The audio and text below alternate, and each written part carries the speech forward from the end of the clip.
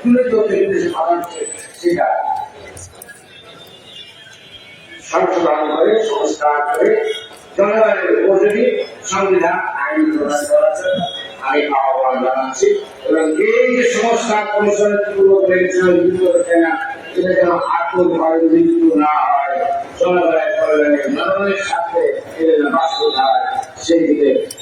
সকল রাজনৈতিক দলকে এই দেশের জন্য আহ্বান আছে সকলকে ধন্যবাদ ধন্যবাদ এ পর্যায়ে সঞ্চালন বক্তব্যের জন্য করছি কমিশনার আন্দোলন কেন্দ্রীয় নির্বাহী কমিটি কেন্দ্রীয় সম্পাদক কমিটির সদস্য শ্রী রাখেন বাবু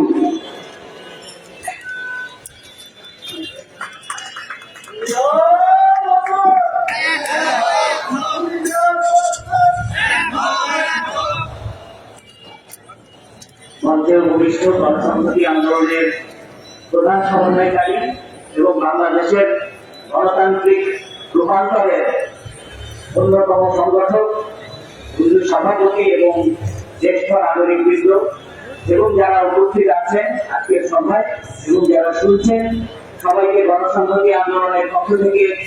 জানাই সংগ্রামী সালাম আসসালামু আলাইকুম এবং শুভেচ্ছা। বন্ধুগণ, পূর্ববর্তী বক্তাদের কাছ থেকে আপনারা শুনেছেন, বক্তব্য খুব বেশি বাড়াতে চাই না। আমাদের প্রধান সমন্বয়কারী আছেন, তার কথা শোনার জন্যই নিশ্চয়ই আপনারা অপেক্ষা করছেন। গত জুলাই আগস্টের ভেতর দিয়ে আমরা একটি নতুন বাংলাদেশ পেয়ে